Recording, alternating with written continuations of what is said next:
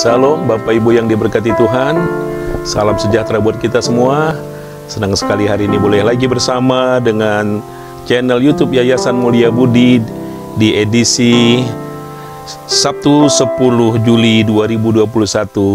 Bersama dengan saya Pendeta Samion Pranginangin, kita akan mendengarkan renungan firman Tuhan sebagai siraman rohani. Untuk itu terlebih dahulu kita menyanyikan pujian sebelum kita berdoa.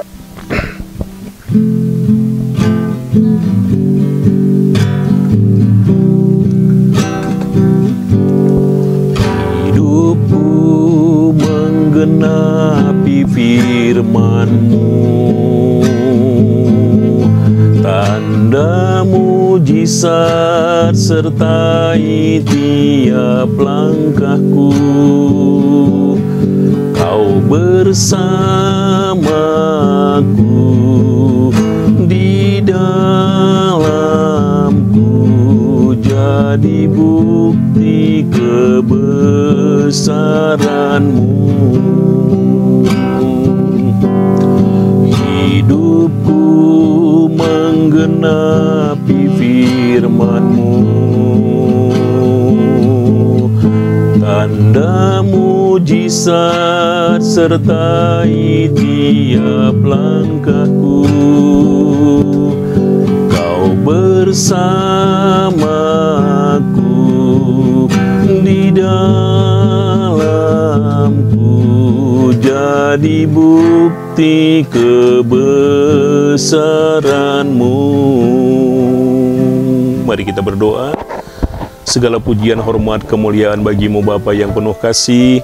Keberadaan kami hari ini karena mujizat, anugerah, bukti penyertaan Tuhan buat kami sehat dan kuat. Kami terus eksis untuk melakukan apa yang berkenan di hadapan Tuhan. Hari ini kami mau dengar siraman rohani untuk menyegarkan jiwa kami, memberi keteguhan, memberi semangat, memberi pengharapan baru bagi kami, bahwa sesungguhnya Yesus Tuhan kami adalah Allah yang hidup, terus menyertai kami di sepanjang jalan hidup kami.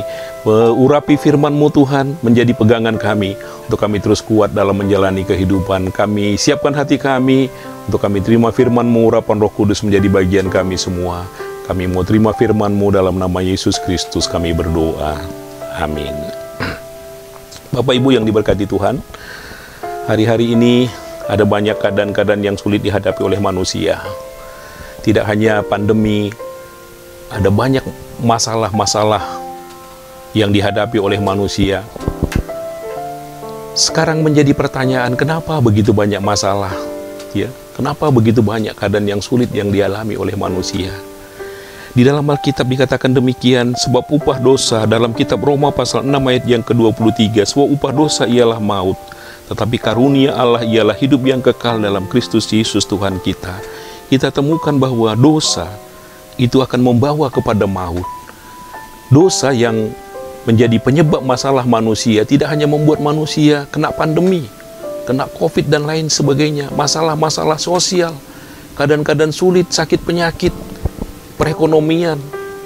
Itu semua adalah akibat dosa. Dan dosa ini tidak hanya berhenti pada masalah kesulitan yang kita hidupi sekarang ini. Dosa juga akan membawa manusia sampai kepada penghukuman yang kekal, yaitu masuk dalam neraka yang dikatakan dalam Alkitab dengan istilah maut. Manusia mencari solusi bagaimana dia bisa lepas daripada dosa.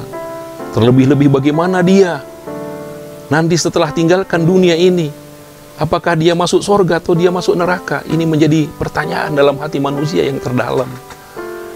Sungguh sebagai orang yang sudah diselamatkan, kita yakin akan jaminan keselamatan karena Yesus merupakan anugerah Allah sebagaimana ayat yang kita baca.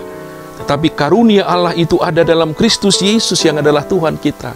Sebagai orang percaya, kita sudah terima Yesus yang merupakan anugerah.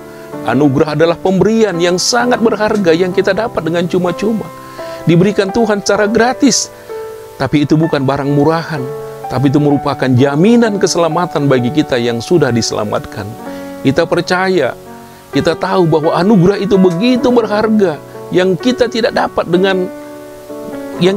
hanya melalui pemberian, tidak melalui kita bekerja. Sesuatu yang saya dapat melalui saya bekerja itu bukan lagi anugerah, tapi keselamatan yang ditawarkan Tuhan pada kita adalah cuma-cuma, yaitu itulah yang namanya anugerah. Kita yang sudah menerima anugerah Tuhan, kita merasa bahagia. Selamatlah kita di dunia ini, dan selamatlah kita pada akhirnya masuk surga. Itu bagi kita. Bagaimana kita yang sudah diselamatkan ini menghargai anugerah Tuhan itu? Tentu dengan kita lebih sungguh-sungguh lagi melayani Tuhan. Tentu kita hidup dengan sesuai dengan kehendak Tuhan. Itulah harapan Tuhan. Tapi bagaimana dengan mereka? Tentu yang mendengar siaran, mendengar renungan pagi ini, renungan hari ini, banyak juga yang belum menerima keselamatan. Mereka juga tentu bertanya-tanya dalam hatinya, bagaimanakah tentang kehidupan saya nanti pada akhirnya?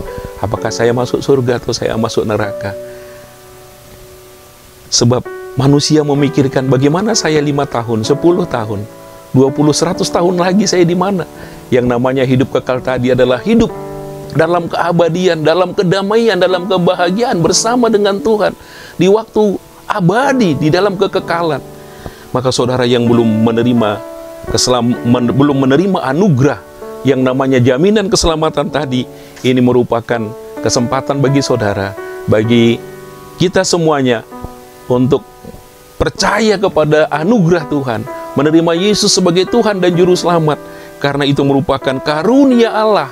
Karunia tadi adalah pemberian anugerah yang cuma-cuma diberikan oleh Tuhan kepada kita yang percaya melalui kematian Yesus di atas kayu salib.